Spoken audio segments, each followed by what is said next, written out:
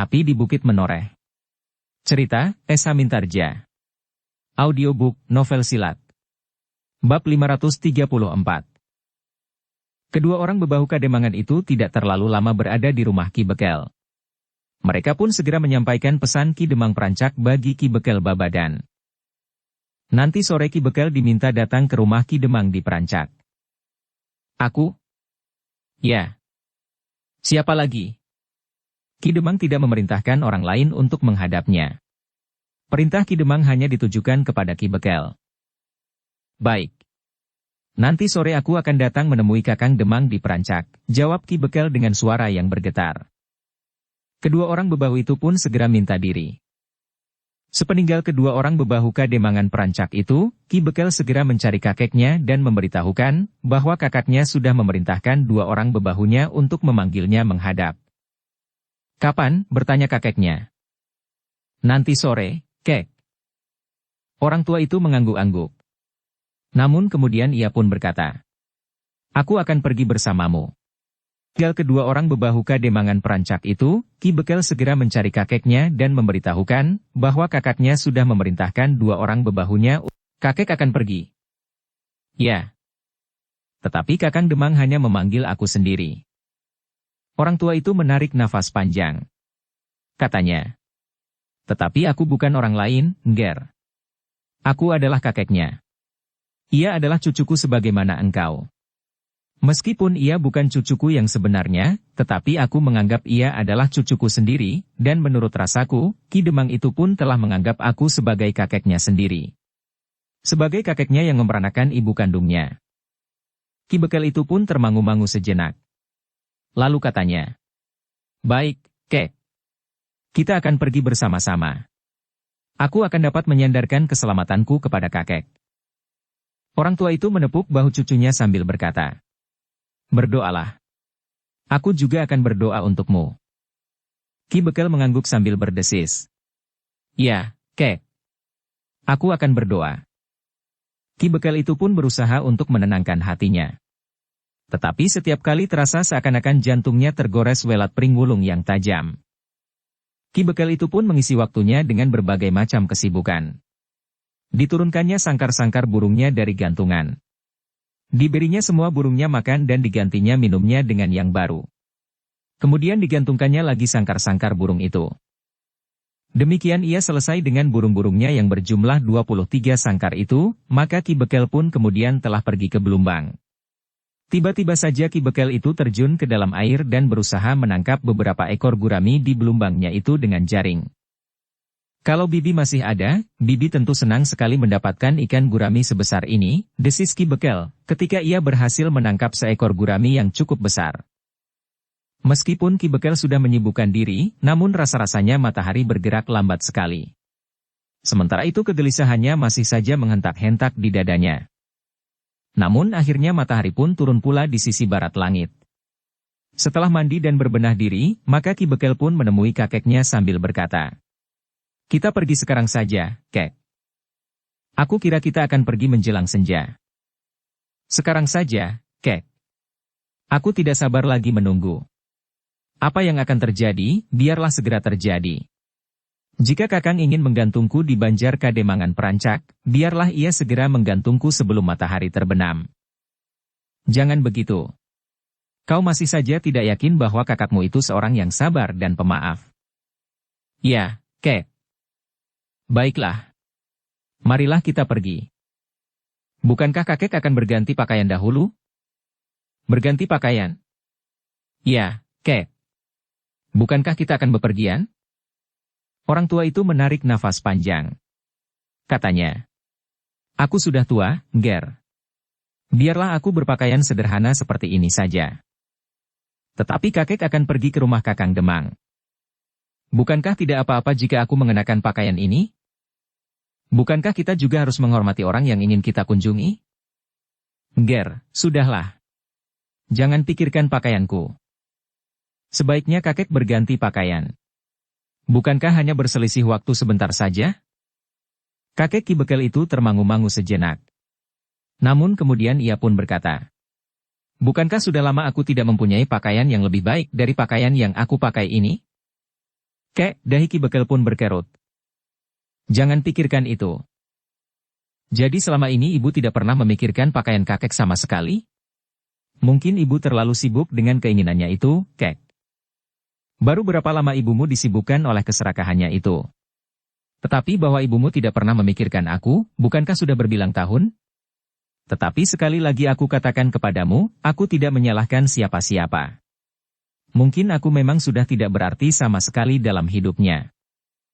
Tetapi kakeklah yang telah membesarkan ibu. Kakek adalah ayah dari ibuku itu. Seharusnya ibu dapat menghargai susah payah kakek membesarkan ibu. Sudahlah. Ibu harus membalas kebaikan kakek. Kasih sayang kakek. Bagi ibumu, apa yang aku lakukan itu bukan satu kebaikan. Jika aku bekerja keras untuk mencari nafkah bagi anak-anakku, jika aku di malam hari mendukungnya pada saat ia menangis, jika aku membawanya pergi ke pasar untuk membeli baju baru serta kain panjang yang baru, jika aku membeli perhiasan dengan uang tabunganku, maka semuanya itu bukan kebaikan. Bukan pertanda kasih sayang. Tetapi menurut ibumu, semuanya itu adalah kewajiban. Sekedar kewajiban? Jadi apa yang kakek lakukan itu sama sekali tidak dianggapnya sebagai nilai-nilai kasih sayang seorang ayah kepada anaknya. Jika ibumu menganggap bahwa apa yang aku lakukan itu adalah ungkapan kasih sayang seorang ayah, maka adalah menjadi kewajiban seorang ayah mengasihi anaknya. Lalu, apa kewajiban seorang anak terhadap orang tuanya? Menurut ibumu, tidak ada. Kewajiban ibumu adalah membesarkanmu. Wajah Ki Bekel menjadi tegang. Dengan nada berat ia bertanya. Apakah kakek sependapat dengan ibu? Orang tua itu menggeleng. Katanya. Bukan maksudku untuk menuntut kepada ibumu. Tetapi aku nasihatkan kepadamu bahwa kau jangan pernah melupakan ayah ibumu. Jangan pernah melupakan kasih sayangnya. Pengorbanan mereka kepada anak-anaknya. Apapun yang pernah mereka lakukan atasmu, tetapi mereka adalah ayah dan ibumu. Orang-orang yang sangat khusus bagimu. Ki Bekel itu pun mengangguk sambil berdesis. Ya, Kek. Nah, sekarang, marilah kita pergi ke padukuhan induk Kademangan Prancak, untuk menemui kakakmu. Biarlah aku mengenakan pakaianku ini. Tidak apa-apa. Kakakmu tidak akan merasa bahwa aku tidak menghormatinya. Ki Bekel itu menarik nafas panjang. Katanya. Pakailah pakaianku, Kek. Kakek dapat memilih yang paling sesuai dengan kakek. Badanmu jauh lebih besar dari badanku. Bayangkan jika aku memakai bajumu. Kain panjangnya saja, Kek. Tidak perlu, Ger. Sudahlah, marilah kita berangkat. Ki Bekel tidak menjawab lagi. Meskipun sebenarnya ia ingin kakeknya tidak mengenakan pakaiannya yang sangat sederhana itu, tetapi ia tidak dapat memaksa kakeknya berganti pakaian. Demikianlah, maka mereka pun kemudian meninggalkan rumah Ki Bekel Babadan. Mereka menyusuri jalan utama menuju ke padukuhan induk Kademangan Prancak. Ketika mereka memasuki gerbang padukuhan induk Kademangan Prancak, maka orang-orang yang berpapasan dengan mereka telah berhenti sejenak. Memandangi keduanya seperti orang yang baru pertama kali melihatnya. Tetapi ada pula di antara orang-orang padukuhan induk Prancak yang sempat mengangguk hormat serta bertanya satu dua patah kata. Ki Bekel Babadan, desis seorang laki-laki yang sedang berdiri di regol halaman rumahnya. Ya, Paman, sahut Ki Bekel dengan suara yang dalam. Selamat datang di padukuhan induk ini, Ki Bekel. Terima kasih, Paman. Tetapi laki-laki itu tidak bertanya lebih lanjut. Ia hanya memandangi saja Ki Bekel dan kakeknya yang berjalan menuju ke rumah Ki Demang Prancak. Namun ada juga anak-anak muda yang ingin melihat apa yang akan dilakukan oleh Ki Bekel itu. Bahkan seorang di antara mereka yang bertemu di Simpang 4 bertanya. Ki Bekel akan pergi kemana? Aku akan menemui Kakang Demang, jawab Ki Bekel. Ada kecurigaan di sorot mata anak muda itu, sehingga Ki Bekel itu pun berkata. Kakang Demang memanggilku menghadap sore ini. Oh, anak muda itu mengangguk-angguk. Ketika Ki Bekel itu sampai di regol halaman rumah Ki Demang, maka jantungnya pun terasa berdegup semakin cepat. Kebimbangan yang dalam telah mencekamnya, sehingga Ki Bekel itu pun berhenti di depan regol halaman yang terbuka itu. Kenapa berhenti? Bertanya kakeknya. Aku menjadi ragu-ragu, Kek. Apalagi yang kau ragukan? Kau sudah mengambil keputusan untuk datang memenuhi panggilan kakakmu. Apalagi? Ki Bekel menarik nafas dalam-dalam. Namun kemudian Ki Bekel itu pun melangkah menginjakkan kakinya pada tangga regol halaman Ki Demang Perancak. Seorang yang sedang membersihkan halaman rumah Ki Demang melihat Ki Bekel Babadan memasuki regol halaman rumah itu. Karena itu, maka ia pun segera menyongsongnya dan mempersilakannya naik ke pendapa. Ki Demang dan beberapa orang bebahu sudah berada di peringgitan, berkata orang itu. Ki Bekel mengerutkan dahinya. Dari tempatnya berdiri, ia tidak dapat melihat jelas siapa-siapa yang berada di peringgitan. Namun Ki Bekel itu melihat sekitar 4 orang sudah berada di peringgitan.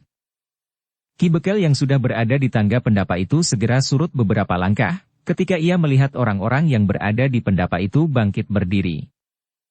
Ki Demanglah yang kemudian tergopoh-gopoh menyongsongnya. Ketika Ki Demang turun dari pendapa, maka para bebahu pun segera turun pula. Marilah, Bekele. Ki Demang itu pun mempersilahkan. Naiklah. Kami sudah menunggu. Kami tahu bahwa kau tentu tidak menunggu senja. Iya, Kakang, jawab Ki Bekel. Marilah. Naiklah. Marilah, Kek, silahkan. Sudah lama kita tidak bertemu. Terima kasih, Ger. Aku memang sudah agak lama tidak mengunjungimu sejak suasana dan hubungan antara Perancak dan Babadan menjadi muram. Bukan maksudku. Tetapi agaknya kita didorong oleh keadaan yang sama-sama tidak kita kehendaki. Marilah, silahkan. Keduanya pun kemudian segera naik ke pendapa. Ki Demang dan para bebahu Kademangan Perancak pun segera naik ke pendapa pula. Silahkan duduk, Kek. Orang tua itu mengangguk-angguk. Terima kasih, Ger. Ki Bekel di Babadan pun kemudian duduk sambil menundukkan kepalanya. Ternyata apa yang dibayangkan sebelumnya, dan bahkan sepanjang jalan menuju ke padukuhan induk Kademangan Perancak, berbeda sekali dengan apa yang dihadapinya setelah ia berada di rumah Ki Demang. Ki Bekel itu membayangkan, bahwa demikian ia memasuki halaman rumah Ki Demang, maka beberapa orang prajurit Mataram akan menyambutnya dengan ujung-ujung tombak yang merunduk. Kemudian dengan kasar ia didorong naik ke pendapa. Bahkan ia pun membayangkan bahwa kakaknya akan menyambutnya dengan bentakan-bentakan kasar oleh kemarahan yang bagaikan meledakkan dadanya. Tetapi yang terjadi sama sekali tidak demikian. Kakaknya tetap saja berwajah cerah. Tidak ada tanda-tanda kemarahan di sorot matanya. Kakaknya masih saja tersenyum seperti yang selalu dilihatnya sebelum terjadi persoalan antara Perancak dan Babadan sehingga terbentang jarak antara dirinya dan kakaknya. Sejenak kemudian, maka Ki Bekel Babadan, kakeknya serta beberapa orang bebahu Kademangan Perancak itu telah duduk kembali di peringgitan. Bukankah kakek selama ini baik-baik saja? Bertanya Ki Demang Perancak. Ya, Ger. Aku baik-baik saja. Bagaimana dengan kau dan para bebahu Kademangan Perancak? Baik, Kek. Kami baik-baik saja. Syukurlah. Beberapa saat aku merasa terpisah dari Kademangan ini. Syukurlah bahwa akhirnya aku telah merasa menjadi satu lagi. Mudah-mudahan, Kek. Hal itu juga tergantung kepada Bekele Babadan. Justru untuk itulah aku memanggilnya datang kemari. Kakek Ki Bekel Babadan itu mengangguk-angguk. Katanya. Ya. Silahkan berbicara dengan Bekele Babadan. Ki Demang itu menarik nafas panjang. Baru kemudian ia pun berkata. Adi. Adi tentu sudah tahu, untuk apa Adi aku panggil kemari. Ki Bekel itu masih saja menunduk. Menurut penglihatannya wajah kakaknya masih tetap terang. Tetapi Ki Bekel itu masih saja merasa cemas. Mungkin kemarahan kakaknya itu masih diselubunginya. Namun mungkin saja kemarahan itu akan meledak. Kenapa orang-orang Mataram itu tidak berada di sini? Bertanya Ki Bekel di dalam hatinya. Adi, berkata Ki Demang. Selama ini telah terjadi masalah di antara kita. Pernyataanmu bahwa kaulah yang berhak menjadi Demang di Perancak, telah menimbulkan goncangan yang besar di Kademangan ini. Keberadaan para perampok di hutan yang telah memasuki kehidupan kita di Kademangan Perancak. Mereka bukan saja mencampuri persoalan di antara kita, tetapi mereka telah membuat rencana yang menguntungkan bagi mereka. Keterlibatan hubungan antara Bibi dengan Raden Panengah telah membuat persoalan di antara kita menjadi semakin rumit, karena Raden Panengah telah meniupkan tembang-tembang ngerangin di telinga bibi. Sehingga akhirnya bibi terbius oleh rencana Raden Panengah. Kaulah yang telah dijadikan alat bibi dan Raden Panengah untuk mencapai maksudnya. Ki Bekel itu pun semakin menundukkan kepalanya. Dengan suara yang dalam ia pun berkata, "Kakang, aku mohon ampun. Aku telah melakukan satu kesalahan yang besar. Tetapi aku memang tidak mampu menolak kemauan ibu. Keterlibatan gerombolan di luar lingkungan kita telah membuat persatuan kita terbelah. Apalagi jika gerombolan itu mempunyai kekuatan yang cukup, seperti gerombolan yang tinggal di ujung hutan itu. Maka pengaruhnya terasa sangat besar bagi kita. Tentu saja pengaruh yang buruk itu. Semua itu salahku, Kakang. Aku minta ampun." Namun sebagaimana dikatakan oleh kakeknya, maka Ki Bekel itu dengan jantung yang berdegupan mendengar kakaknya berkata, "Baiklah, Adi. Marilah kita lupakan peristiwa itu. Sebagai seorang Demang, aku maafkan kesalahanmu. Kesalahan seorang Bekel yang memerintah di salah satu padukuhan di wilayah Kademanganku. Sedangkan sebagai seorang kakak, aku merasa sangat kasihan kepadamu, Adi. Aku tahu bahwa kau berada di bawah tekanan bibi. Ibumu yang mempunyai keinginan tanpa batas. Ketika di belakangnya berdiri satu kekuatan yang memadai, maka bibi menjadi lupa segala-galanya. Keinginannya yang tanpa batas itulah yang menjorok ke depan, sehingga bibi lupa kepada sanak kadang. Dan yang paling parah, bibi lupa pada tatanan dan paugeran. Iya, Kakang. Aku juga mohon ampun bagi ibu. Ibu memang seorang yang serakah. Sesuai dengan keterangan kakek tentang ibu sejak masa kecilnya. Ibu selalu ingin lebih dari apa yang dimilikinya atau yang seharusnya dimilikinya. Sedangkan aku tidak mempunyai keberanian untuk mencegahnya. Bahkan aku telah hanyut pula ke dalamnya. Bahkan aku sama sekali tidak menaruh keberatan pada hubungan ibu dengan Raden Panengah yang tidak pantas itu. Kau sudah dibius pula dengan mimpi-mimpi burukmu. Mimpi untuk menjadi seorang Demang di Kademangan Perancak. Iya, Kakang. Nah, bukankah yang terjadi itu satu pengalaman yang pantas untuk menjadi pelajaran yang mahal harganya? Bekel Babadan itu mengangguk sambil menjawab perlahan. Iya, Kakang. Baiklah, Di. Jangan lupakan pelajaran yang sangat mahal ini. Bahkan sudah ada nyawa yang dikorbankan. Justru orang-orang yang tidak bersalah. Orang yang mengaku Jagabaya Babadan itu telah membunuh beberapa orang yang dituduhnya mata-mata, meskipun ia tidak dapat membuktikan. Nah, apakah kau dapat menyebut harga sebuah nyawa, bahkan beberapa? Ki Bekel di Babadan itu tidak dapat menjawab. Mulutnya bahkan terkatup rapat, sementara kepalanya menjadi semakin menunduk dalam-dalam. Baiklah, Adi. Kita akan berusaha melupakan perselisihan, yang tidak akan menguntungkan siapa-siapa kecuali para perampok di ujung hutan itu. Jika saja para prajurit Mataram itu tidak datang ke Kademangan ini, maka perselisihan di antara kita akan menjadi semakin dalam. Campur tangan pihak lain akan semakin mencengkam dan bahkan menentukan. Kita orang-orang Kademangan Perancak akan menjadi ayam aduan yang harus mengalami luka parah di arena. Sementara menang atau kalah, ayam aduan itu tidak akan mendapatkan apa-apa. Sedangkan yang mendapat keuntungan berlipat adalah mereka yang menang dalam pertaruhan. Ki Bekel mengangguk-angguk. Sedangkan Ki Demang berkata selanjutnya. Kita berusaha melupakan persoalannya. Tetapi sebagai satu pengalaman, kita justru harus selalu mengingatnya. Sudah aku katakan, bahwa aku memaafkan kau Ki Bekel. Terima kasih, Kakang Demang. Ternyata apa yang dikatakan oleh kakek itu benar. Kakang akan memaafkan aku. Tetapi kau jangan mengulangi kesalahanmu. Sekali berbuat salah, itu sudah cukup. Iya, Kakang, suara Ki Bekel merendah. Tetapi bagaimana dengan ibu? Bibi mempunyai persoalan sendiri dengan orang-orang Mataram. Demikian pula orang yang menyebut dirinya Jagabaya Babadan, yang tidak lain adalah salah seorang yang sengaja ditanam oleh Raden Panengah, yang pada suatu saat akan mengusirmu. Bahkan mungkin menyingkirkanmu untuk selama-lamanya. Kakang, kau hanya berguna sekarang. Pada saat kau tidak diperlukan lagi, maka kau harus pergi dan tidak boleh kembali. Jantung Ki Bekel itu pun bergejolak semakin keras. Ia mulai menyadari betapa lemah penalarannya sehingga ia dapat menjadi mainan Raden Panengah. Karena persoalannya dengan orang-orang Mataram itulah, Adi, maka Bibi sekarang berada di dalam tahanan orang-orang Mataram. Aku tidak tahu, keputusan apakah yang akan diambil oleh orang-orang Mataram itu, karena menurut pemimpin prajurit Mataram itu, Bibi sudah mencoba meracunnya. Jantung Ki Bekel itu pun terasa berdegup semakin keras. Tetapi ia tidak dapat ingkar. Ia pun tahu bahwa ibunya berusaha untuk meracun pemimpin prajurit Mataram yang datang ke rumahnya itu. Karena itu, maka ia pun berkata, "Kakang, seandainya ibu tidak dapat luput dari hukuman, apakah kakang dapat mohon keringanan atas hukuman yang bakal dijatuhkan oleh orang-orang Mataram?" Entahlah, Di.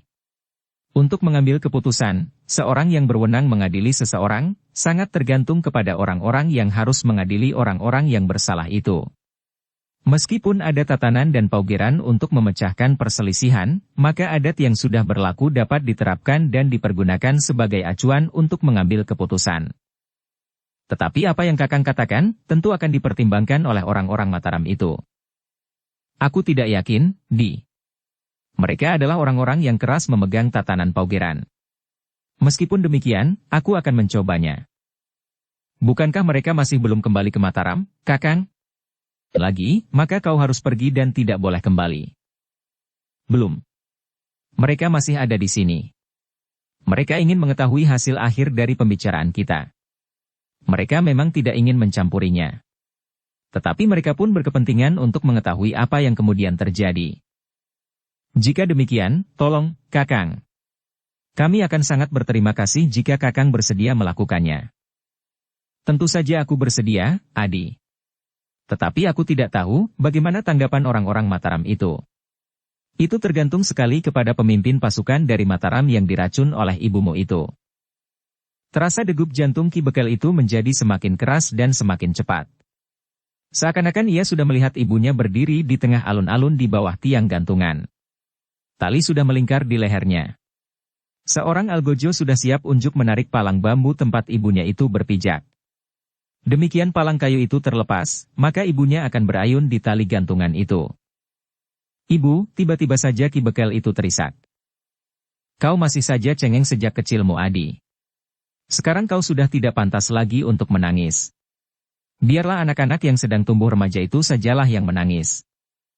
Tetapi ibuku? Biarlah ia menuai benih yang ditaburkannya. Meskipun demikian, seperti yang aku katakan, aku akan berusaha. Ki Bekel itu menarik nafas panjang. Sambil mengusap matanya ia pun berkata, "Terima kasih, kakang. Mudah-mudahan orang-orang Mataram itu mau mengampuni ibu. Setidak-tidaknya memperingan hukuman atas dirinya. Aku akan membicarakannya dengan orang-orang Mataram. Tetapi yang penting, bagaimana dengan persoalan kita? Jika masih ada masalah, marilah kita bicarakan. Baru kemudian kita bersama-sama memberikan laporan kepada Ki Lurah Agung Sedayu." "Kakang, aku sudah tidak mempunyai persoalan apa-apa lagi. Aku sudah pasrah. Apa yang kakang perintahkan akan aku jalankan. Bahkan seandainya kakang menghendaki untuk mencabut kedudukanku sebagai Bekel di Babadan." "Tidak. Aku tidak berpikir sejauh itu. Tetapi seandainya kau tidak digerakkan oleh Bibi, mungkin aku akan melakukannya. Tetapi kali ini tidak. Meskipun demikian, aku ingin memberimu peringatan, bahwa untuk selanjutnya kau harus berpegang pada satu landasan yang mantap bagi sikapmu. Jika pada kesempatan lain datang seseorang menawarkan mimpi-mimpi yang menarik, kau tidak boleh tergelincir lagi. Karena jika kau sekali lagi melakukan kesalahan, maka aku akan mengambil langkah-langkah yang tegas, sesuai dengan paugeran yang berlaku.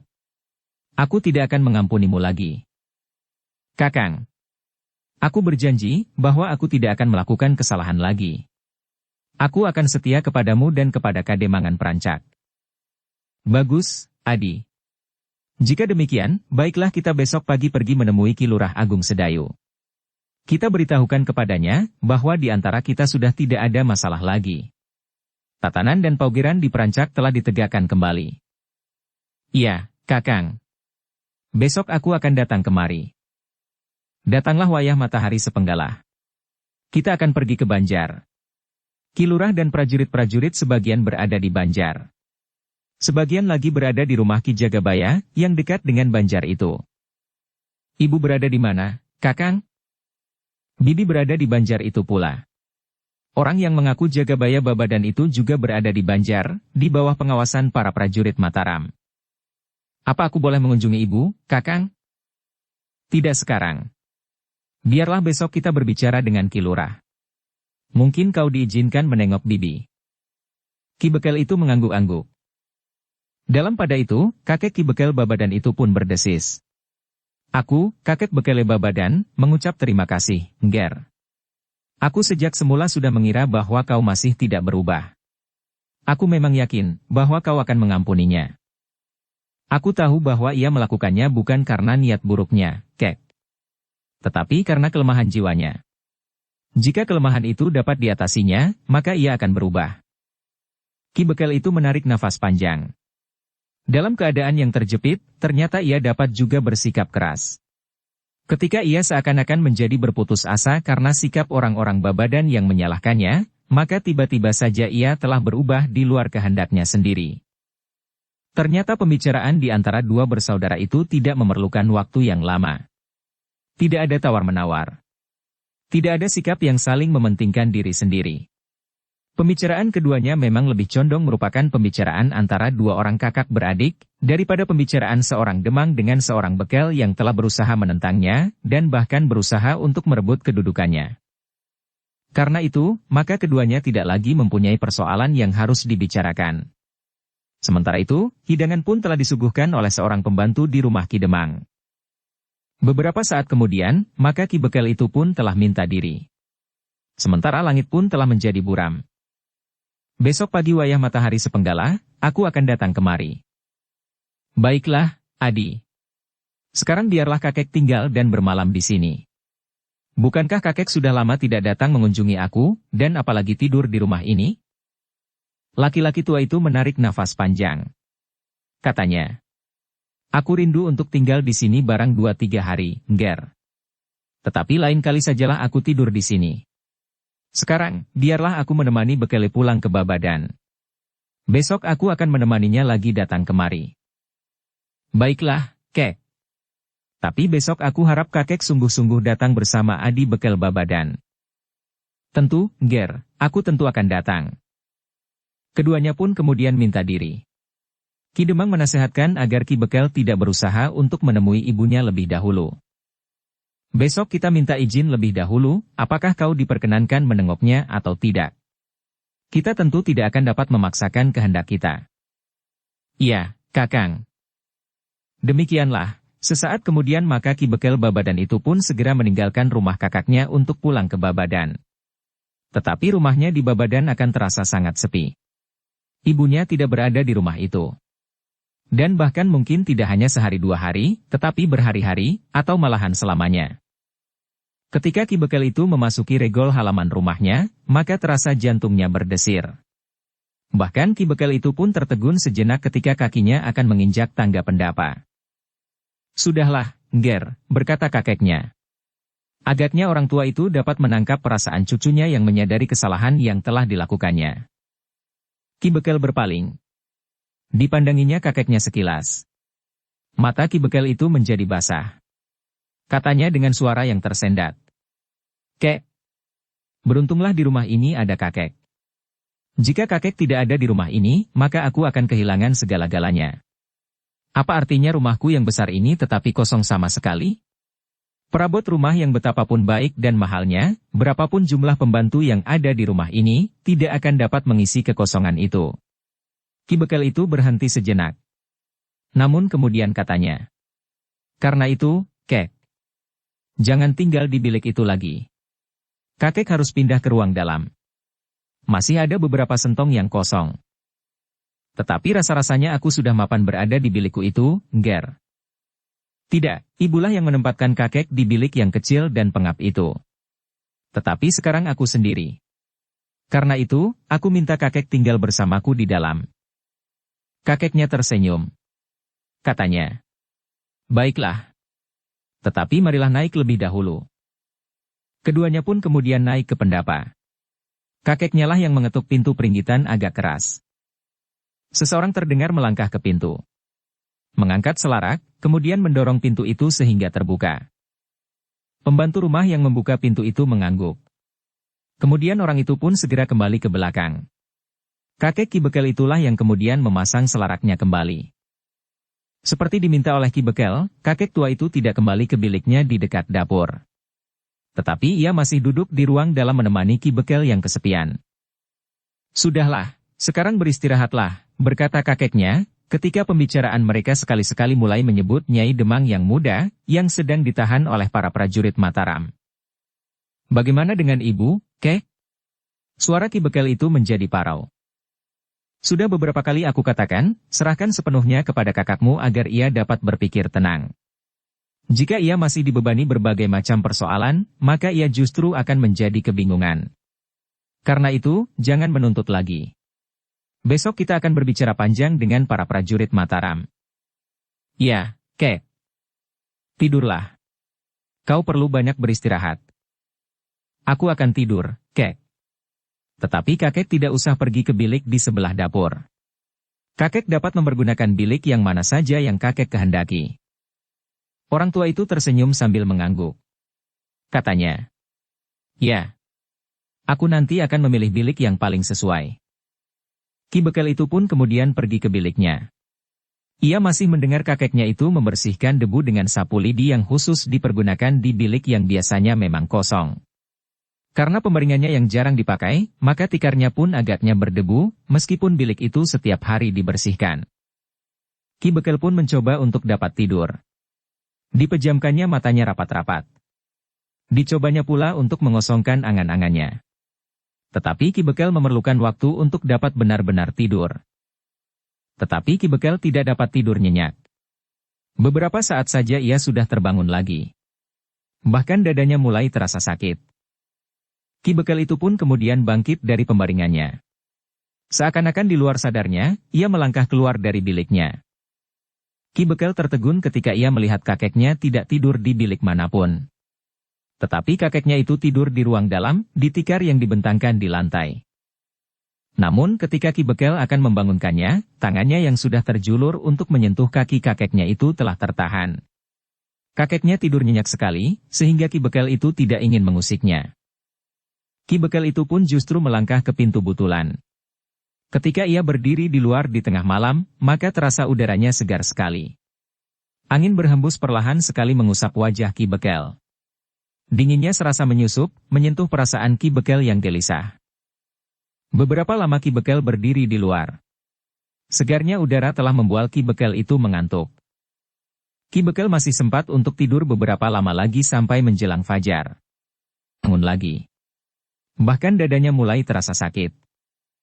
Ketika Ki Bekel itu bangun dan keluar dari biliknya, kakeknya sudah tidak ada di ruang dalam. Tetapi ketika Ki Bekel itu mendengar suara orang menyapu di halaman samping, maka ia tahu bahwa kakeknya lah yang melakukan, sebagaimana dilakukannya sehari-hari ketika ibunya berada di rumah. Ibunya yang merasa tidak berkewajiban untuk berterima kasih kepada kakeknya, karena apa yang dilakukan kakeknya untuk ibunya itu merupakan kewajiban yang harus dilakukan. Ki Bekel itu pun kemudian berdesis. Ibu memang keterlaluan. Ki Bekel itu pun kemudian melangkah ke halaman samping. Seperti yang diduganya, maka yang sedang menyapu halaman samping itu adalah kakeknya yang sudah tua. "Sudahlah, Kek. Biar nanti disapu oleh para pembantu." Kakeknya berhenti sejenak. Sambil memegangi tangkai sapu lidinya, ia berdiri termangu-mangu.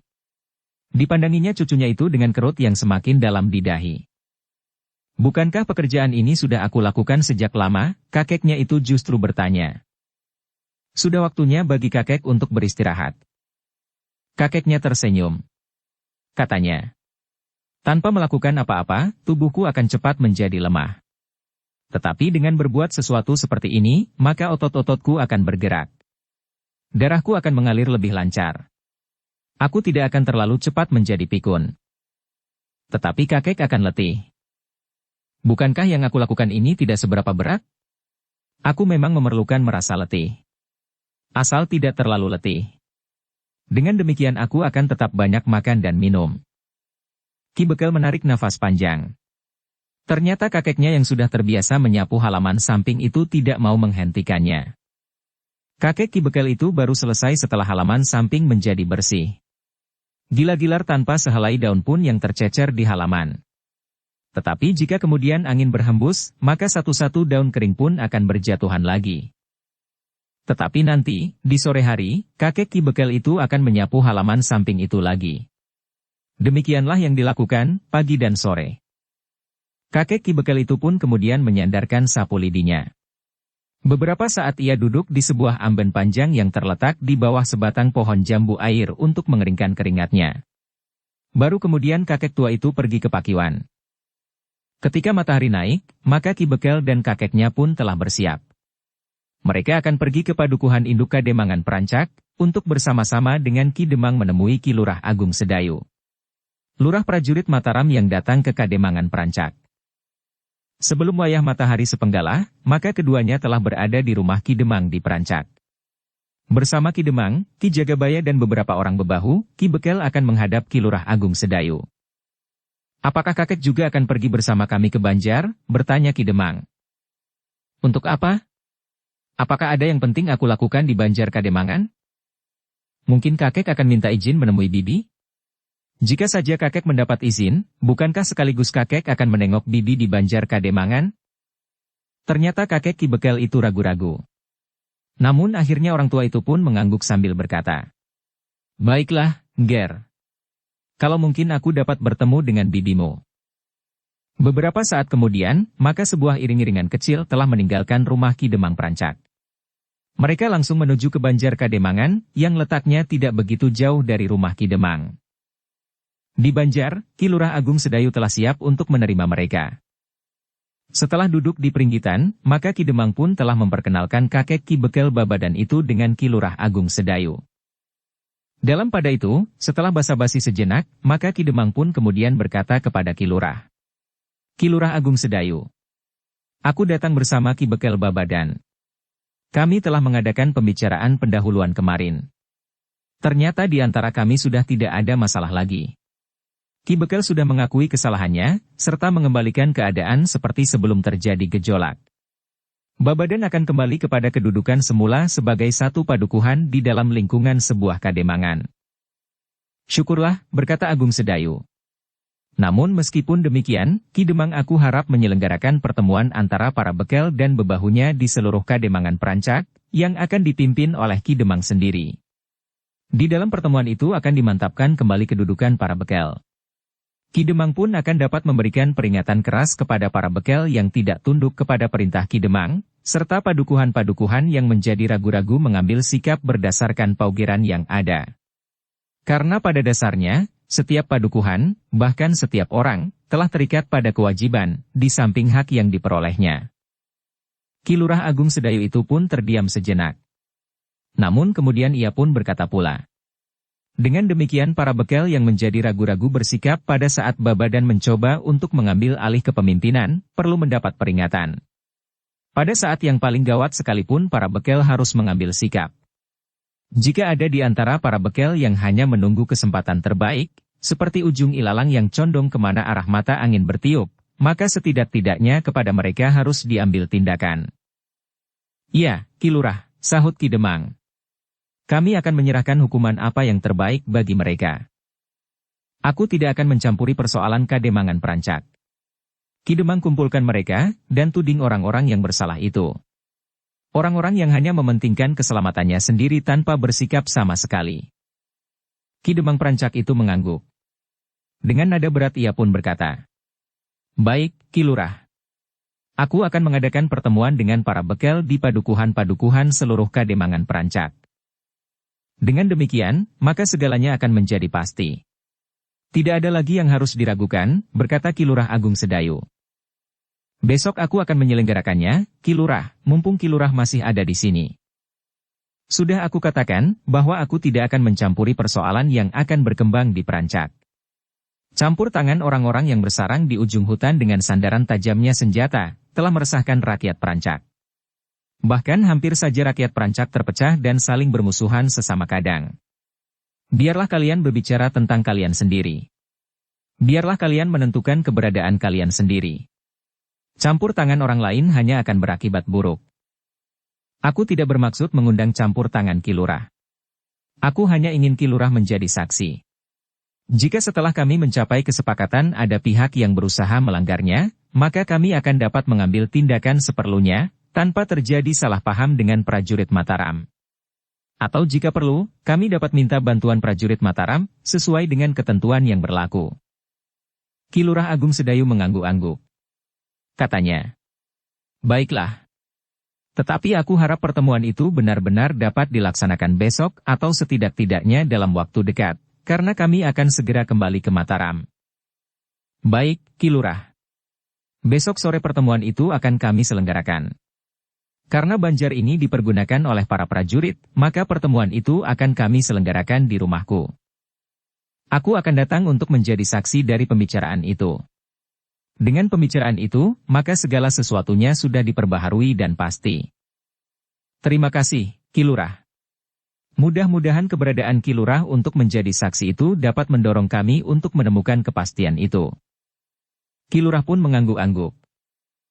Namun dalam pada itu, Ki Demang itu pun berkata, "Ki Lurah, selain untuk memberikan laporan tentang pembicaraanku dengan Adi Bekel Babadan, aku juga ingin menyampaikan permohonan Adi Bekel untuk dapat bertemu dengan ibunya.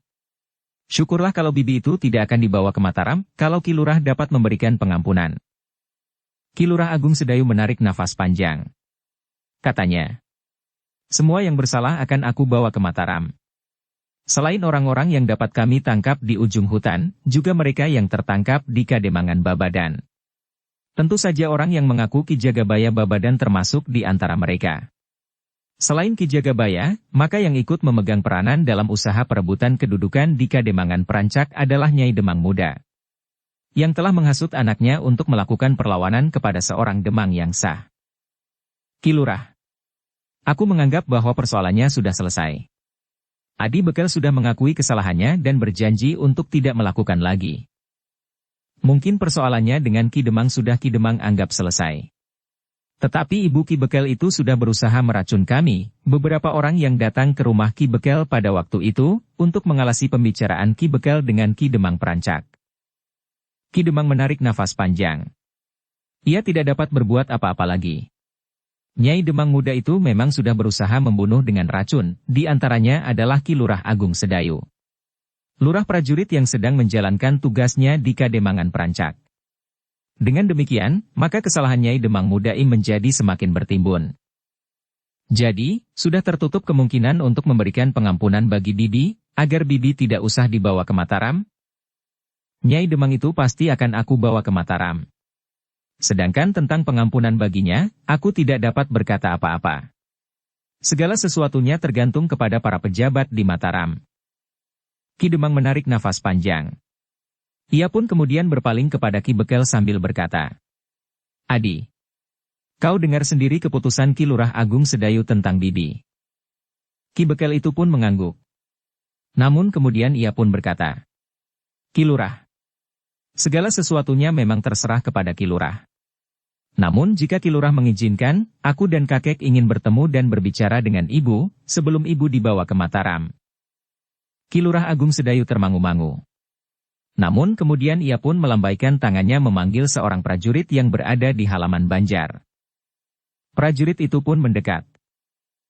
"Panggil seorang kawanmu. Bawa Ki Bekel dan kakeknya ke bilik tahanan Nyai Demang. Peringatkan lebih dahulu para petugas jaga, agar mereka berhati-hati." "Iya, Ki Lurah."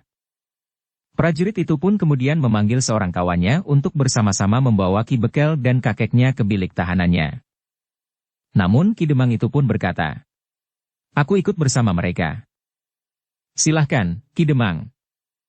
Dengan diantar oleh dua orang prajurit, maka Ki Bekel, kakeknya dan kemudian Ki Demang, pergi ke bilik tahanan Nyai Demang Muda yang dianggap bersalah.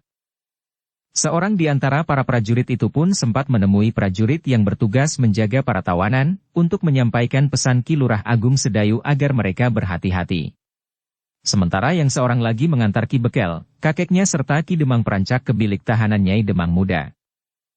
Ketika selarak pintu itu diangkat serta pintunya dibuka, maka mereka melihat Nyai Demang itu duduk di pembaringannya sambil mengusap air matanya.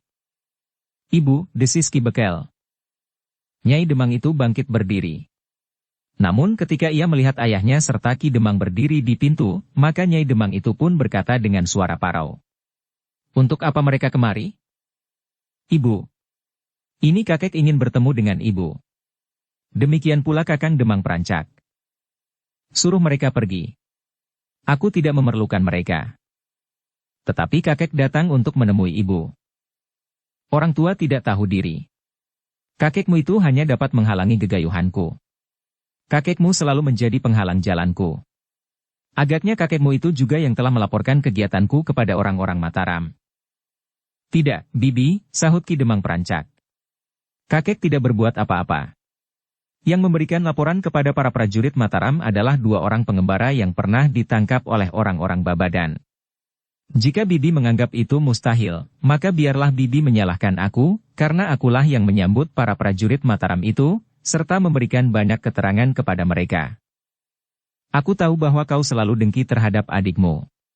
Sampai masa tuamu kau tetap saja selalu berusaha menekan adikmu, untuk tidak pernah dapat bangkit dan menggapai cita-citanya.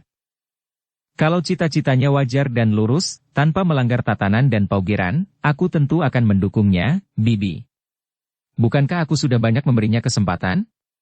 Pada saat Babadan tidak memiliki seorang bekel karena Ki Bekel Babadan yang tua itu meninggal tanpa meninggalkan seorang pun yang dapat mewarisi kedudukannya, aku pergunakan pengaruhku untuk menempatkan adikku itu menjadi bekel di Babadan. Hanya itulah yang dapat kau berikan. Kau tidak mau memberi kesempatan lebih jauh lagi. Aku tidak mempunyai jalan untuk itu, Bibi. Kalau kau mau memberikan kedudukanmu kepada adikmu, maka adikmu akan dapat melangkah setapak lebih tinggi. Mungkin ada kesempatan lain yang dapat mengangkatnya ke kemungkinan yang lebih tinggi lagi. Apakah ibu melihat kemungkinan itu? Tentu. Adikmu akan dapat menjadi seorang Demang di Babadan, yang wilayahnya meliputi seluruh wilayah Kademangan Prancak. Lalu aku sendiri? Kau harus menerima kedudukan yang lebih rendah. Kau menjadi bekel di Prancak. Ibu, bukankah itu tidak mungkin, potong Ki Bekel Babadan? Kenapa tidak? Kau adalah anak Demang Prancak. Kau berhak mewarisi kedudukannya. Tetapi Kakang Demang adalah anak Demang Prancak yang lebih tua dari aku. Dukung channel Novel Silat dengan subscribe, follow, like, komen dan share. Bohong. Anak yang disebut kakakmu itu sama sekali bukan anak Demang Prancak. Ia anak orang lain, karena ibunya waktu itu selingkuh, sehingga ayahmu mengambil aku sebagai istri mudanya. Bibi, potong Ki Demang. Dari sorot matanya nampak getar perasaannya. Ibu. Ibu jangan mengada-ada. Diam kau, anak manja. Kaulah yang seharusnya menjadi Demang di Prancak. Bukan kakakmu itu. Tetapi Bibi tidak perlu memfitnah, geram Ki Demang. Aku tidak memfitnah. Bertanyalah kepada orang-orang tua di Prancak. Tidak ada orang yang pernah mengatakannya. Tidak. Yang dikatakannya itu tidak benar, sahut kakek Ki Bekel itu. Kau memang pernah mencoba menyebarkan fitnah itu, tetapi tidak seorang pun yang percaya. Apalagi mereka yang sudah mengenal Nyai Demang tua itu. Diam kau, orang tua yang tidak berguna. Pergi dari sini. Ibu. Tidak baik jika ibu masih juga berusaha memfitnah. Kami datang untuk menemui ibu. Mungkin ada pesan-pesan yang akan dapat berarti bagiku dan bagi Kakang Demang. Mungkin ibu memerlukan petunjuk kakek, karena ternyata apa yang dikatakan kakek tentang niat ibu untuk menggeser kedudukan Kakang Demang itu benar. Diam. Diam kau, anak manja yang cengeng. Kau tahu apa? Kau hanya tahu makan dan minum. Tidur dikipasi, serta dipijiti kaki dan tanganmu. Kau hanya tahu disuapi dan menangisi mainanmu yang terlepas dari tanganmu, tanpa mampu mengambilnya sendiri. Ibu. Sekarang pergilah kalian. Besok segala sesuatunya harus sudah terselenggara. Apa yang terselenggara, Ibu? Penyerahan kekuasaan di Prancak. Besok kau akan menjadi Demang di Babadan. Demang Prancak itu akan menjadi bekel. Ia akan menyerahkan seluruh wilayah Kademangan Prancak kepada Demang baru di Babadan. Ki Demang Prancak, Ki Bekel Babadan dan kakeknya menjadi tegang. Mereka menjadi berdebar-debar ketika mereka melihat pandangan mata Nyai Demang muda itu. Ibu, desis Ki Bekel. Nyai Demang muda itu tertawa berkepanjangan. Semakin lama semakin keras. Kau akan menjadi Demang besok pagi, Nger. Demang perancak itu tidak akan berdaya melawanmu. Raden Panengah sendiri akan membinasakannya dengan tangannya. Ibu? Ibu? Suara tertawa Nyai Demang itu pun bagaikan mengguncang-guncang bilik tahanannya. Jangan takut, Nger. Tidak ada orang yang dapat mengalahkan Raden Panengah. Ia sudah berjanji untuk menjadi ayah yang baik bagimu. Ia akan berbuat apa saja untuk kemenanganmu. Demang perancak itu akan dilumatkannya seperti debu. Ibu. Ki Bekel itu berjongkok sambil memeluk kaki ibunya. Bahkan Ki Bekel itu pun tidak dapat menahan air matanya melihat keadaan ibunya. Kenapa kau menangis, anak cengeng? Apa saja yang tidak kau tangisi, heh? Sudah aku katakan, jangan takut. Dalam waktu sepenginang Raden Panengah akan menghancurkan Demang perancak. Jika rakyatnya berniat untuk mempertahankannya, maka mereka akan disapu bersih seperti sampah di halaman rumahmu itu. Ibu? Ingat, Ibu. Ibu harus menyadari apa yang sudah terjadi. Aku sadar sepenuhnya, Nger. Tiba-tiba wajahnya menjadi tegang. Demange, kau memang anak iblis. Kenapa kau tidak mau menyerahkan jabatanmu kepada adikmu, heh? Kenapa? Kau terlalu serakah. Kau warisi rumah, sawah dan semua kekayaan Ki Demang. Bahkan kedudukannya, tanpa mengingat bahwa kau mempunyai seorang adik laki-laki. Ibu? Ibu? Ingat, Ibu. Ibu jangan terperosok terlalu jauh ke dalam alam hayalan itu. Kau kira aku berhayal? Tidak. Besok penyerahan kekuasaan itu harus terselenggara. Jika tidak, maka Raden Panengah akan menghancurkan perancak. Ibu. Jangan sebut lagi nama iblis itu. Raden Panengah sudah menghancurkan sendi-sendi kehidupan rakyat Kademangan perancak. Aku telah dikorbankannya. Kau memang bodoh. Kau memang dungu, anak cengeng. Kau tidak usah ikut campur. Segala sesuatunya akan selesai dengan baik. Panengah itu sudah mati, Ibu. Sudah mati dibunuh oleh prajurit Mataram. Apa? Apa katamu? Panengah itu sudah mati dibunuh prajurit Mataram. Tidak. Tidak ada orang yang dapat mengalahkan Raden Panengah. Tidak ada. Jangankan Panengah, orang yang menyebut dirinya Raden Mahambara itu pun sudah mati di tangan orang-orang Mataram. Bohong. Bohong. Tidak, Ibu. Aku tidak bohong. Perempuan itu pun kemudian memandang Ki Demang perancak yang sudah bergeser maju. Apakah benar bahwa Raden Panengah sudah mati? Ya, Bibi. Raden Panengah sudah mati. Siapa yang membunuhnya? Prajurit Mataram. Raden Mahambara? Juga sudah mati. Yang membunuh Raden Mahambara juga orang Mataram, tetapi ia bukan seorang prajurit. Jadi siapa? Siapa? Siapa yang memiliki ilmu lebih tinggi dari Raden Mahambara? Ki Jayaraga. Meskipun Ki Jayaraga juga terluka di bagian dalam tubuhnya, tetapi ternyata bahwa berhadapan dengan Ki Jayaraga, Raden Mahambara bukannya orang yang tidak terkalahkan. Setan! Iblis laknat keparat! Kakek Ki Bekel itu pun kemudian melangkah mendekati anak perempuannya. Dengan lembut laki-laki tua itu berkata, Warsiah, sudahlah. Bangunlah dari mimpi-mimpi burukmu itu. Pergilah. Kau tahu apa? Kau hanya tahu makan dan tidur nyenyak. Pada masa kecilku aku selalu harus tunduk kepadamu. Aku harus melakukan apa katamu. Tetapi kau tidak pernah mendukung kemauanku, niatku dan semua langkah-langkahku. Kau hanya dapat menghalangiku, dan bahkan jika mampu kau akan mencegahnya. Sekarang kau datang lagi untuk menghalangi aku. Untuk mencegah niatku. Tidak. Tidak ada orang yang dapat mencegahku. Tidak ada orang yang dapat menghalangi aku. Pandangan mata orang tua itu menjadi redup. Tetapi dengan lembut ia pun berkata, Aku mengerti, Warsiah. Aku mengerti bahwa cita-citamu kau gantungkan di atas awan. Tetapi kakimu tidak lagi berpijak di atas bumi. Kau kehilangan pegangan, sehingga penalaranmu menjadi goyah. Cukup. Cukup. Aku tidak memerlukan sesorahmu. Warsiah. Cobalah. Kau sempatkan dirimu untuk mengenang apa yang telah terjadi atas dirimu dan atas anak-anakmu. Bukankah Demang Perancak itu juga anakmu, seperti bekal di Babadan? Cobalah kau ingat dirimu, dan apa saja yang telah kau lakukan. Nyai Demang itu pun termangu-mangu sejenak. Namun kemudian Nyai Demang itu pun berteriak.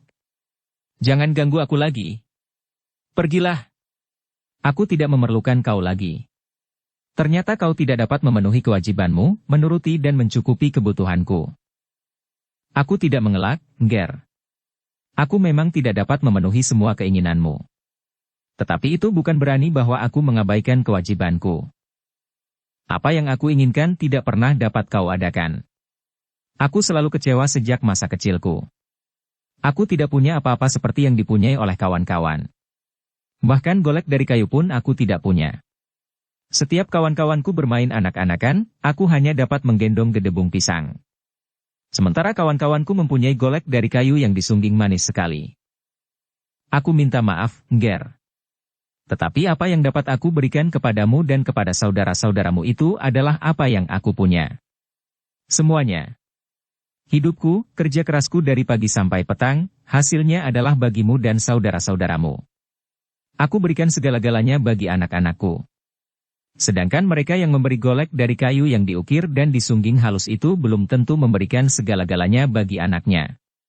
Yang mereka berikan hanyalah sebagian kecil saja, sedangkan yang lebih banyak mereka pergunakan untuk kesenangan dirinya sendiri. Itu salahmu. Kenapa kau tidak dapat mencari yang lebih banyak, sehingga apa yang kau berikan kepadaku dan kepada saudara-saudaraku itu hanya sebagian kecil saja dari penghasilanmu, sedangkan yang lain dapat kau pergunakan untuk menyenangkan dirimu sendiri? Bukankah anak-anakmu tidak akan pernah melarang kau menyenangkan dirimu sendiri? Itu yang aku tidak mampu, Nger. Aku sudah bekerja sepenuh tenaga dan waktuku. Tetapi memang hanya itulah hasilnya. Dan itu seluruhnya sudah aku berikan kepadamu dan kepada saudara-saudaramu. Kepada seluruh keluargaku. Ayah adalah seorang yang bodoh. Malas, dan tidak mampu menyesuaikan dirinya dengan gejolak kehidupan. Apapun yang kau katakan, Nger, tetapi kau sebenarnya tahu pasti bahwa aku telah berbuat apa saja yang dapat aku lakukan. Kau tentu tahu, kapan aku bangun di pagi hari?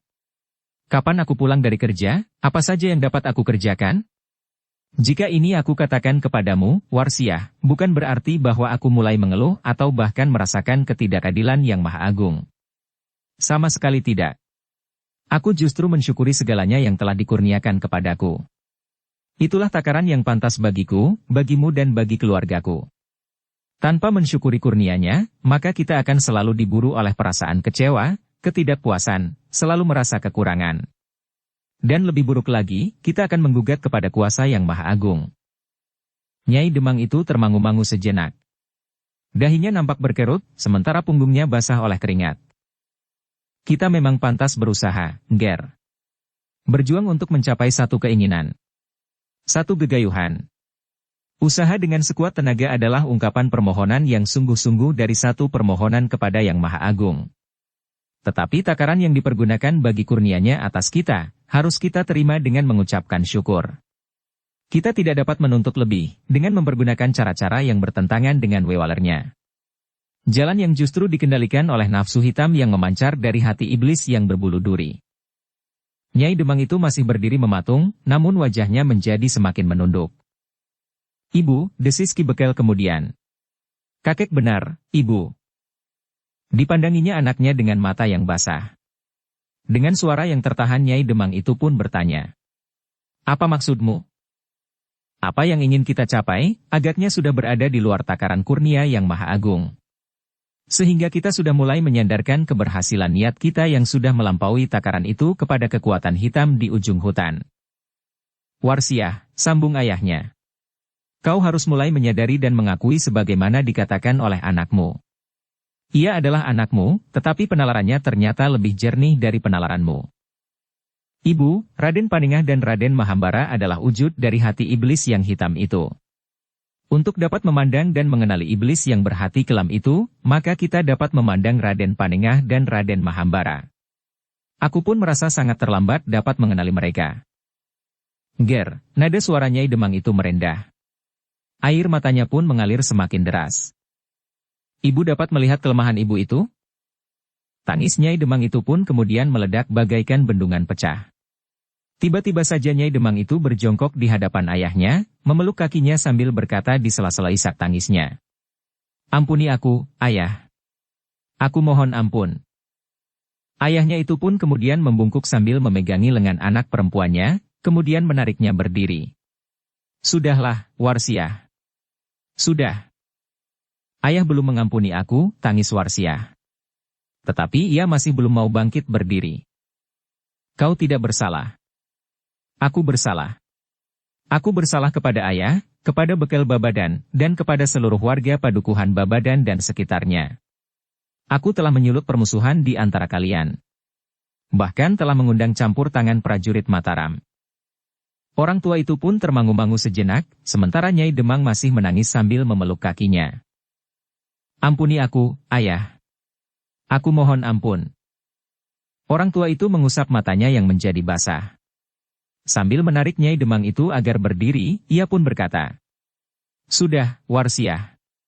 Aku sudah mengampunimu." "Ayah." Ayahnya menarik Nyai Demang itu sehingga akhirnya Nyai Demang itu pun berdiri. "Duduklah.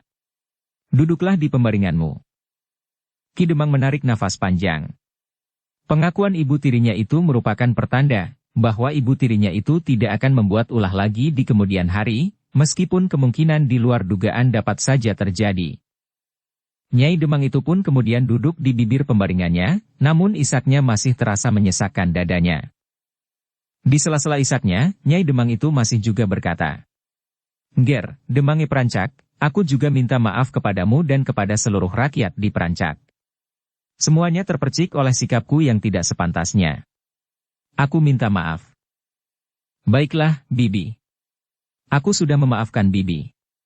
Aku juga akan berbicara dengan orang-orang Mataram, agar mereka juga dapat memaafkan Bibi." "Jangan, Nger, jangan. Biarlah orang-orang Mataram itu menjatuhkan hukuman kepadaku. Sebelum aku menjalani hukuman, maka rasa-rasanya hutangku kepada Kademangan Perancak belum terbayar. Dengan menjalani hukuman apapun yang akan dijatuhkan oleh petugas yang berwenang mengadili aku di Mataram, aku akan menerima dengan ikhlas. Aku sudah berbuat salah, karena itu aku harus dihukum, agar aku merasa bahwa kesalahanku itu sudah aku tebus. Sehingga untuk selanjutnya, jika aku masih dikaruniai umur panjang, aku dapat menjalani hidupku itu dengan tenang, karena aku sudah merasa diriku bersih kembali." Ketiga orang yang mengunjungi Nyai Demang itu saling berpandangan. Mereka dapat mengerti sikap Nyai Demang itu. Karena pengakuannya yang mendalam, maka ia ingin menebus kesalahan-kesalahan yang pernah dilakukannya itu, dengan menjalani hukuman yang akan dijatuhkan oleh pejabat yang berwenang di Mataram. Ketika tangis Nyai Demang itu mereda, maka kakek Ki Bekel itu pun berkata, "Marilah, Nger. Kita kembali kepada Ki Lurah Agung Sedayu." "Marilah, Kek," jawab Ki Demang, yang kemudian minta diri kepada Nyai Demang. "Bibi, kami minta diri. Kami masih akan menemui Ki Lurah Agung Sedayu." "Silahkan, Nger. Tetapi Angger tidak perlu minta pengampunan bagiku." Ki Demang menarik nafas panjang. Katanya, "Baik, Bibi. Aku tidak akan minta pengampunan bagi Bibi, jika itu yang Bibi kehendaki, serta yang mungkin dapat memberikan ketenangan bagi hidup Bibi selanjutnya." "Terima kasih, Nger." Ki Demang, Ki Bekel dan kakeknya itu pun minta diri kepada Nyai Demang muda, yang nampaknya telah menemukan satu keyakinan baru di dalam hidupnya. Agaknya sepercik sinar telah memancar menerangi hatinya yang kelam. Dalam pada itu, Ki Demang, Ki Bekel dan kakeknya telah pergi ke Pendapa. Ki Lurah Agung Sedayu masih duduk di peringgitan menunggu mereka. Ki Demang, Ki Bekel dan kakeknya masih duduk beberapa saat lagi bersama Ki Lurah Agung Sedayu. Masih ada beberapa hal yang perlu disampaikan oleh Ki Lurah Agung Sedayu kepada Ki Demang Perancak. "Kami akan segera mempersiapkan diri untuk kembali ke Mataram, Ki Demang," berkata Ki Lurah Agung Sedayu. "Jika besok pertemuan Ki Demang dengan para bekel itu dapat terlaksana, maka besok lusa kami akan kembali ke Mataram. Kami akan membawa para tawanan, termasuk Nyai Demang muda." "Kenapa begitu tergesa-gesa, Ki Lurah?" "Ki Lurah dapat berada di Perancak untuk waktu yang agak lama. Bukankah sudah tidak ada persoalan lagi yang harus kami tangani? Persoalan-persoalan yang timbul akan dapat Ki Demang tangani sendiri. Untuk menjaga keutuhan Kademangan Prancak, serta untuk melindungi rakyatnya, Ki Demang dapat menyusun kekuatan yang terdiri dari anak-anak muda padukuhan. Kerusuhan yang mungkin timbul akan dapat Ki Demang redam sendiri, tanpa menggantungkan diri kepada para prajurit. Meskipun demikian, untuk kerusuhan di luar batas kemampuan Kademangan, maka para prajurit tentu akan datang membantu. Terima kasih, Ki Lurah. Nah, aku berharap bahwa besok sore pertemuan itu akan benar-benar dapat terlaksana. Ki Demang, Ki Bekel dan kakeknya itu pun segera meninggalkan Banjar. Ki Bekel dan kakeknya langsung kembali ke Babadan. Tetapi besok sore mereka harus berada di rumah Ki Demang di Prancak, untuk menghadiri pertemuan dengan para bekel di seluruh Kademangan Prancak. Hari itu, Ki Demang pun telah memerintahkan beberapa orang bebahu mengundang para bekel. Para bebahu sendirilah yang harus membagi diri pergi ke padukuhan-padukuhan, agar mereka dapat menjelaskan kepada para bekel. Sementara itu, Ki Lurah Agung Sedayu telah memerintahkan kepada pasukannya untuk mempersiapkan diri. Jika besok pertemuan dengan para bekel itu benar-benar dapat berlangsung, maka besok lusa Ki Lurah akan membawa prajuritnya kembali ke tanah perdikan menoreh bersama para tawanan. Dalam pada itu, keadaan Ki Jayaraga pun telah berangsur pulih kembali. Sehingga jika besok lusa mereka akan menempuh perjalanan kembali ke tanah perdikan menoreh, Ki Jayaraga tidak akan mengalami kesulitan lagi. Seperti yang diperintahkan oleh Ki Demang, maka para bebahu pun telah menyebar ke padukuhan-padukuhan. Jika biasanya Ki Demang mempercayakan beberapa orang anak muda untuk menyampaikan pesan-pesannya kepada para bekel, namun hari itu para bebahu sendiri yang harus datang menemui para bekel, untuk menyampaikan perintahnya agar para bekel besok sore berkumpul di rumahnya. Beberapa orang bekel yang menerima kedatangan seorang bebahu Kademangan untuk menyampaikan perintah Ki Demang, memang agak terkejut. Tetapi ketika para bebahu itu memberikan penjelasan, maka para bekel pun memakluminya. Meskipun demikian, ada juga beberapa orang bekel yang menjadi gelisah. Mereka merasa bahwa selama terjadi perpecahan di Kademangan Prancak, mereka tidak menunjukkan sikap yang tegas. Namun bekel Babadan sendiri justru sudah menjadi tenang. Ia sudah bertemu lebih dahulu dengan Ki Demang Prancak. Ia pun sudah membuat penyelesaian tersendiri dengan Ki Demang Prancak, sehingga persoalannya sudah dapat dianggap selesai. Tugas selanjutnya adalah mengembalikan orang-orang Babadan ke dalam keadaan semula, sehingga mereka merasa bahwa mereka adalah penghuni sebuah padukuhan yang menjadi bagian dari Kademangan Prancak. Ketika malam turun, maka suasana di Prancak sudah jauh berubah. Para peronda di beberapa padukuhan serta padukuhan induk tidak lagi dicengkam oleh ketegangan. Para peronda tidak lagi merasa cemas di setiap saat. Apalagi di padukuhan-padukuhan yang malam terakhir didatangi orang-orang Babadan serta para perampok dari ujung hutan. Mereka yang meronda sempat duduk berkelakar di gardu-gardu, sambil menunggu ketela pohon yang mereka rebus masak. Sementara itu, orang-orang Babadan pun sempat melihat ke dalam diri mereka sendiri. Orang-orang, termasuk mereka yang keinginannya untuk menjadikan padukuhan mereka sebagai padukuhan induk melonjak-lonjak di dalam dada mereka, mencoba untuk menilai keadaan.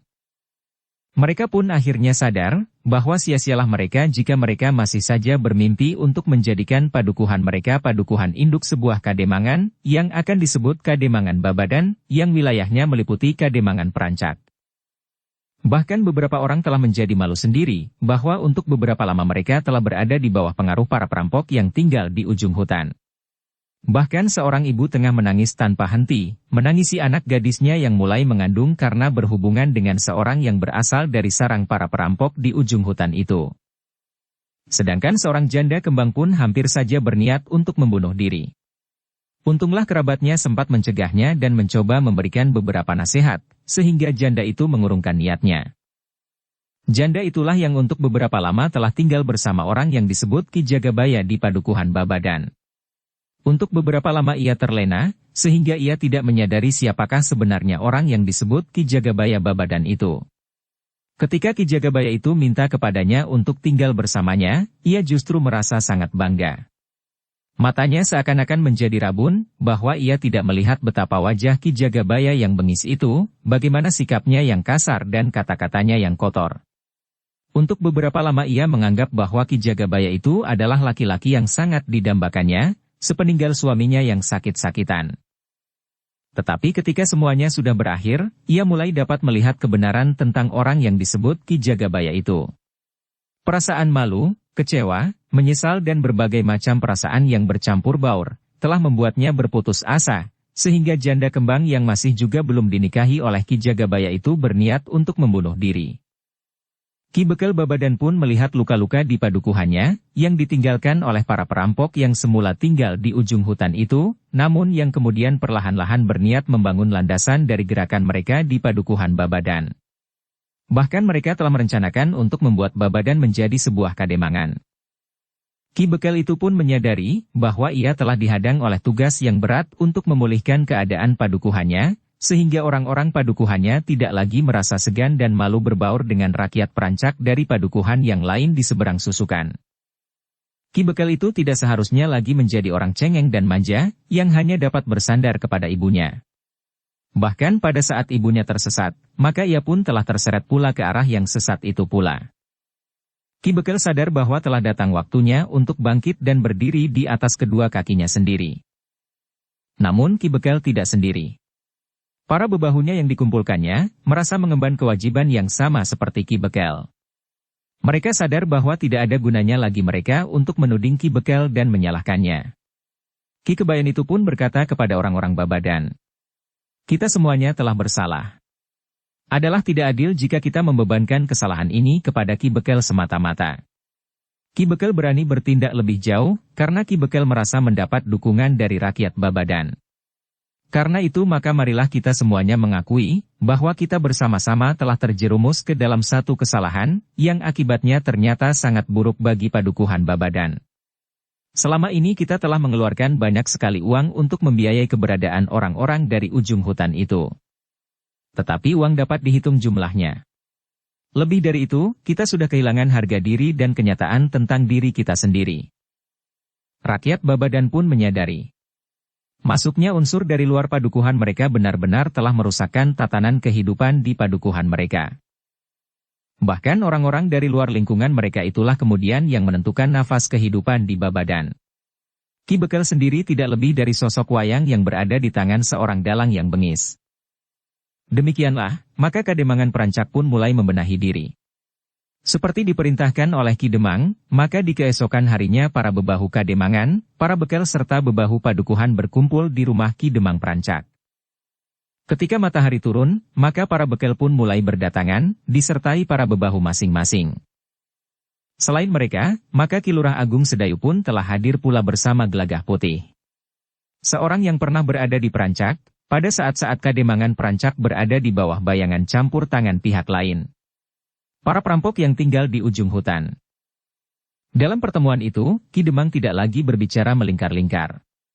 Ki Demang langsung berbicara tentang keadaan Kademangan Perancak pada saat-saat terakhir. Keterlibatan pihak lain yang memasuki rumah tangga Kademangan Perancak. Satu pengalaman yang pahit, berkata Ki Demang. Sementara itu ada pula para Bekel yang terombang-ambing, tanpa berpijak pada satu sikap yang mantap. Justru mereka adalah orang-orang yang hanya mencari keselamatan sendiri. Pada saatnya ia akan berpihak pada mereka yang menang dalam pertarungan antara keluarga sendiri. Beberapa orang Bekel merasa tertusuk jantungnya. Mereka menundukkan kepala mereka dalam-dalam. Tetapi Ki Demang Perancak tidak mau menyebut nama padukuhan-padukuhan yang sengaja mengambang tanpa menentukan sikap. Tetapi peringatan Ki Demang Perancak sangat tajam ditujukan kepada mereka yang tidak bersikap itu. Pada kesempatan lain, aku akan bersikap lebih kasar. Aku dapat menyingkirkan para Bekel yang tidak bersikap. Para Bekel yang hanya mencari keselamatan sendiri. Jika Bekel yang aku singkirkan itu mencoba untuk melawan, maka aku mempunyai kekuatan untuk memaksakan keputusanku itu. Jika perlu dengan kekerasan. Sebagaimana anak-anak yang nakal, maka jika perlu anak itu harus dicambuk. Para Bekel dan para bebahu itu pun terdiam, sehingga suasana di pendapa rumah Ki Demang itu menjadi hening. Bahkan semilir angin yang menyusup di antara saka guru pendapa rumah Ki Demang itu pun terdengar berdesis lembut. Para Bekel itu pun mengerti, bahwa Ki Demang tidak sedang menceritakan sebuah dongeng. Tetapi Ki Demang itu benar-benar mengungkapkan perasaan kecewanya. Di antara kata-katanya yang tajam menusuk, Ki Demang itu pun berkata, "Di sini hadir Ki Lurah Agung Sedayu dari Mataram. Kalian tahu, jika aku sendiri tidak mampu melakukannya, maka sepanjang aku berjalan di jalan lurus sesuai dengan tatanan dan paugeran, maka prajurit Mataram akan siap membantu. Kapan saja aku minta. Para bekal itu masih saja berdiam diri. Tetapi mereka yakin akan kebenaran dari setiap kata Ki Demang Perancak.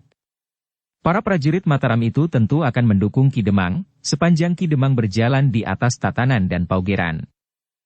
Dalam pertemuan itu seakan-akan hanya berlangsung satu arah.